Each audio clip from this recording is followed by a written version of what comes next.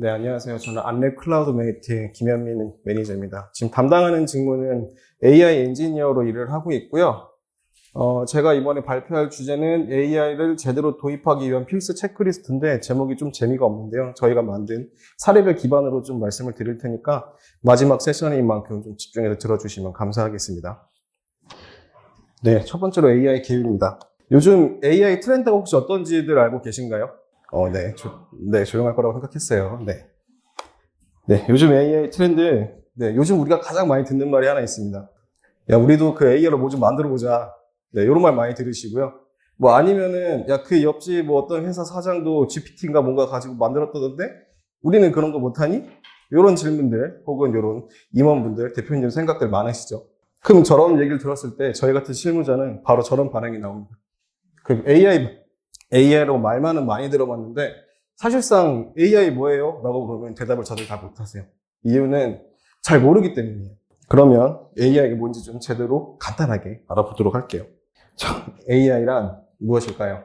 많이들 들어보셨을 거예요. AI, 뭐 딥러닝, 앞에서도 많이 나왔죠, 이 단어들. 물론 알고 계시는 분도 분명히 있을 겁니다. 하지만 간단히 설명드리면 뭐 딥러닝, LLM 혹은 뭐 생성형 AI, 젠 AI 이런 것들 얘기는 많이 들어보셨을 건데요. 사실상 저거를 각각 정의해보세요라고 했을 때 명확하게 정의하실 수 있는 분이 저 같은 AI 엔지니어가 아니면 많지는 않을 거예요. 네, 그러면 좀 하나씩 알아보도록 할게요. AI는 Artificial Intelligence, 인공지능이고요. 기계가 인간과 유사한 지능적 행동을 수행하도록 만든 기술입니다. 뭐 사실 여기에서 저희가 알고 있는 이런 서빙 로봇들 아니면 로봇 청소기 뭐 요즘 삼성 이러면서 AI 비스포크 이런 것들 얘기하죠. 그런 AI가 다 여기에 속해 있다고 보시면 돼요. 그래서 사실 AI는 생각보다 저희 주변에 굉장히 많이 속해 있습니다. 다만 요즘은 AI 하면 이꼬르 생성형 AI, LLM 이런 걸로 연결이 되기 때문에 되게 어렵게 생각을 하시는 건데요. 사실은 AI는 여기부터 시작을 합니다. 그럼 머신러닝은 뭘까요? 데이터를 통해서 패턴을 학습하고 예측을 수행하는 AI의 하위 분야예요. 뭐 보시면은 뭐 어려운 거 있는 것 같은데 저거는 뭐 신경 쓰지 않으셔도 되지만 뭐 회계 분석을 한다든지 뭐 데이터를 통해서 뭐 시계열 예측을 한다든지 뭐 신용카드 이상치 탐지 같은 것들 이런 것들이 머신러닝에 속해 있다고 보시면 됩니다. 그럼 딥러닝은 뭘까요? 딥러닝은 사람의 뉴럴과 비슷하게 생긴 인공신경망을 이용해서 대규모 데이터에서 복잡한 패턴을 학습하는 또 머신러닝의 하위 분야예요.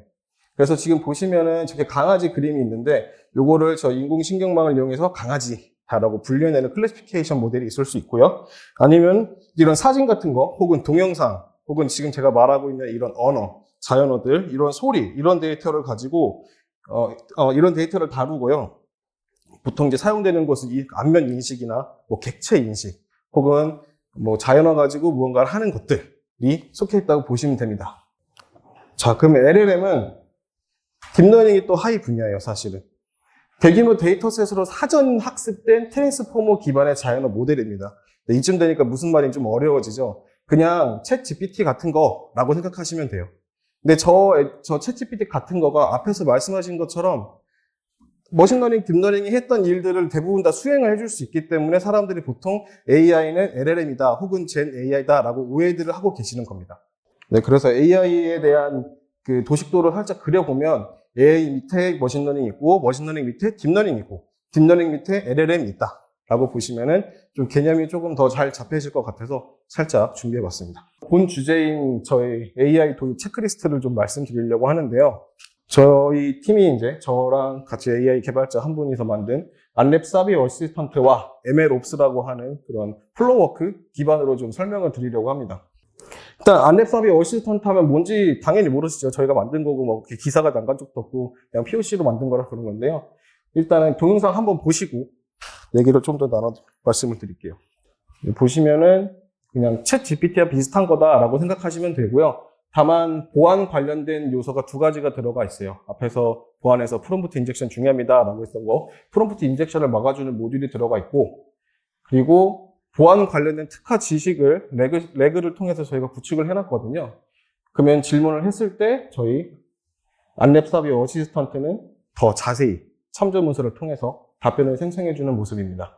네, 그리고 안랩 사비 어시스턴트 너무 길어서 앞으로 ASA라고 부를게요. 네. 그래서 프롬프트 인젝션만 잠깐 설명을 드리면 얘가 차단을 하는 모습이거든요. 그러니까 결국에는 이런 뭐 포첸의 말투를 따라 해가지고 뭐 흑인, 총기, 경찰 이런 단어를 가지고 뭔가 생성해줘라고 했을 때 인젝션 모듈이 없다면 욕을 해요. 그 인터넷 커뮤니티 사람들을 쓰는 단어들 그런 거 있죠. 되게 비속어 많이 쓰면서 욕을 섞어가면서 하는 것들을 GPT도 하고요. 그 외에 다른 애들도 합니다. 저희가 개발한 모듈을 통해서 얘기를 하게 되면은, 그냥 원천 차단. 걔가 LLM한테 가지도 않습니다, 사실은. 네, 그리고 두 번째로는 레그를 통해서 유사한 문서를 몇 개를 뽑아가지고 저희가 얘기한 예시 질문을 하면은 저 질문에 답변을 해주는 모습이고요. 똑같은 질문을 GPT나 다른 그 LLM한테 던지면 그냥 제너럴한 답변을 해줘요. 그냥 윈도우 임포스틸러가 어떤 거다 정도만 설명을 해주거든요. 근데 저희가 만든 이 문서들을 통해서 좀 자세히 설명을 해준다라고 보시면 됩니다. 네, 그럼 MLOps 아마 생소하신 분들이 많을 거라고 생각하는데 MLOps부터 살짝 설명드리고 다음 거부터 진행을 할게요. MLOps는 기획 및 전략 수집하고 데이터 준비하고 그다음에 머신러닝이나 혹은 뭐 딥러닝, 인공지능 모델을 선택하고 개발하고 테스트하고 배포 및 운영 그리고 지속적인 개선 요 하나의 에코시스템을 갖는 거라고 보시면 돼요. 그래갖고 뭐 데브옵스, 그러니까 옵스라는 개념에서 데브옵스도 있고 요즘에 LLM 옵스 이런 것들까지 같이 연결이 되는데요. 그 과정으로 보시면 됩니다. 그래서 저희는 저 MLOps 기반으로 해서 저 아싸를 개발했을 때 어떤 체크리스트를 가지고 개발을 했는지를 이제 공유를 해드릴 거예요. 먼저 기획 및 전략 수집인데요. 당연히 이거를 개발해야 되는 이유가 명확해야 되고 그래야 상부에서 너희 해봐라는 결정이 떨어지게 되거든요. 그러니까 큰 카테고리는 보안이었어요. 그래서 보안 전문 지식을 가지고 있는 어시스턴트가 없었다. 시장에 서비스가 없었다라고 저희는 판단을 했고, 그리고 보안에 특화된, 그러니까 아까처럼 프롬프트 인젝션을 막아주는 그런 어시스턴트가 없었다라고 생각했기 때문에 보안 특화 어시스턴트를 만들어 보자가 일단 비즈니스 문제 정의였고, 목표는 똑같았습니다. 전문가 수준의 보안 지식을 갖춘 어시스턴트를 개발하자. 이거는 레그로 한번 활용을 해보자였고, 프롬프트 인젝션은 이제 프롬프트 엔지니어링과 그 외에 다른 스몰 LLM을 써서 그 프롬프트 인젝션을 탐지하는 모듈을 만들어 보자 였습니다. 그리고 요구사항은 보안 관련된 지식의 환각, 아까 앞에서 말했죠. 할루시네이션이에요. 할루시네이션 없이 정확한 답변하는 것, 그리고 프롬프트 인젝션은 저희가 프롬프트 인젝션에 대한 질문을 날렸을 때 얘가 잘 막아주는지 탐지율 최소 90% 이상은 가져가자 였습니다. 예산 및 리소스 계획도 여기서 체크를 했는데요. 이제 저희 그때 POC 개념으로 영업하실 때 쓰시라고 만드는 내용이었기 때문에 AI 인력 2명의 개발 기간은 올해 초 2024년 1월부터 3월 말까지 정도로 계획을 하고 진행을 했습니다. 이제 데이터를 하나씩 준비를 했어요. 그러면 레그에 들어갈 데이터는 어디서 구해왔냐? 이거를 개발할 때는 저희가 안랩에 있었기 때문에 안랩에서 매번 그 악성 코드가 발견이 되면 간단하게 그 PDF 한 장 정도로 악성 코드 리포트를 발행을 해주거든요. 그 안랩 홈페이지 들어가면 항상 보실 수 있는데, 얘가 괜찮겠다 싶어서 그 PDF를 선정을 했고, 그러면 그 PDF 문서 내에 좀 불필요한 정보들이 있습니다. 뭐 PDF 헤더라든지 혹은 뭐 기타 그 특수 문자들 이런 것들을 이제 삭제하는 특수 문자는 전 처리할 때 없앴고요. 불필요한 정보들은 뭐 헤더 같은 건 없앴습니다. 라벨링 같은 거는 악성 코드 탐지 날짜가 PDF에 없었기 때문에 그거를 잘 어떻게 끌고 와가지고 라벨링으로 같이 해줬고, 특수 문자 같은 뭐 계획 문자라든지 이런 것들 삭제해 주는 거를 진행을 했어요. 그리고 데이터 저장 및 관리는 이때는 이제 크로마 벡터DB를 사용을 했고요. 관리에서는 추가 데이터가 들어왔을 때 업데이트를 어떻게 더 할 건지에 대한 로직을 설정하는 걸로 진행을 했습니다. 그리고 데이터 보안은 저 원본 데이터, 발행 리포트, 악성 코드 리포트 있죠? 걔는 그냥 이제 그 레그 시스템 만들 때 캐싱만 하고 삭제하는 식으로 진행을 했어요. 이제 두 번째로 실제로 이제 개발을 들어간 건데, 모델 개발이라고 했을 때는 그 LLM을 자체를 개발한 건 아니고, LLM 기반의, 그러니까 API 기반의 LLM을 어떤 거를 쓸지를 결정을 했었습니다. 그리고 문서를 조회해 올 때, 그, 레그 시스템 안에서 리랭커라든지 각각 유사들을 통해서 문서를 갖고 오는 게 있는데, 그런 것들 중에 리랭커라는 걸 적용을 했고요. 또 유사도 방식도 코사인이냐, 혹은 뭐, 유클리디안이냐, 이런 것들, 발산하냐, 아니면 0과 1, 마이너스 1이랑 1 사이에 있냐, 뭐, 이런 것들. 에 대한 방식을 적용을 했고, 또 특정 임계점을 정해서 해당 문서가 퀄이랑 유사도가 얼마 이상이 아니면 문서를 가져오지 마, 그냥 이 문서 기반 만들지 마, 이런 것들을 좀 선택을 했고요. 모델 이제 학습 및 튜닝 부분에서는 레거시 시스템을 구현을 했어요. 그래서 텍스트를 스플리트하는 애는 여러 가지 시험해보고 어떤 게 스플리터가 더 좋을지 해서 뭐 리커시브를 썼고, PDF 파서 같은 경우도 종류가 되게 많거든요. 뭐 간단하게 파이썬 기준에서 보면 뭐 파이브 PDF라든지 여러 가지 모델들이 있는데 각각 성능 비교해보고 저희랑 좀 잘 맞는 게 무엇일지 선택해서 PDF 파서 정했고요. 그 다음에 간단하게 프롬프트 엔지니어링으로 처음에 걸러낼 수 있는 그 인젝션 쿼리가 있다면 엔지니어링으로 걸러내는 것들. 그리고 대화 해보시면 아시겠지만 이전 대화가 계속 이어져야 되잖아요. 그게 사실은 메모리 기능이거든요. 그냥 간단하게 만들면 그 기능이 아예 없어요. 그래서 대화 맥락을 유지를 위해서 메모리 기능까지 추가를 시켰다. 그래서 모델 학습 및 튜닝은 이렇게 했다라고 보시면 됩니다. 그럼 이렇게 만들었으면 사실상 사용자가 사용할 UI, UX가 필요해요. 근데 저희는 둘 다 AI 개발자다 보니까 뭐 프론트엔드는 지식이 많이 없어서 그냥 간단한 있는 거를 갖다 썼고, 그다음에 챗 GPT 사용하시면 이게 답변이 한 방에 팍 하고 나오는 게 아니라 땅땅땅땅땅 하나씩 찍히잖아요. 그걸 스트림이라고 표현을 하는데요. 그 스트림 형식도 하나하나 구현을 해줬어야 됐습니다. 구현해줬고, 채팅 UI를 이제 챗 GPT처럼 만들기 위해서 노력을 했고, 참조 문서도 우리가 이 답변을 만드는데 어떤 문서를 참조했다. 아까 영상에서 보셨죠? 그것도 다 표시할 수 있게 저희가 개발을 했습니다. 이후에 이제 만든 거를 아까도 질문이 살짝 나왔는데, 그러면 이거 검증이랑 테스트 어떻게 하나요? 뭐 이런 질문들 있잖아요. 그러면 저희는 테스트 시나리오를 만들어서 일단 보안 관련된 예시 질문들을 몇 가지를 작성을 하고, 질문을 이제 생성을 했어요. 그리고 프롬프트 인젝션 관련 질문도 생성을 하고, 이 질문들을 가지고 실제로 쿼리를 날려본 다음에 우리가 의도한 대로 질문이 잘 나왔는지를 정성적으로, 일단 보안 관련 질문은 정성적으로 사람이 평가를 했고요. 프롬프트 인젝션은 당연히 뭐 기다 아니다가 나오기 때문에 탐주를 체크를 할 수 있었습니다.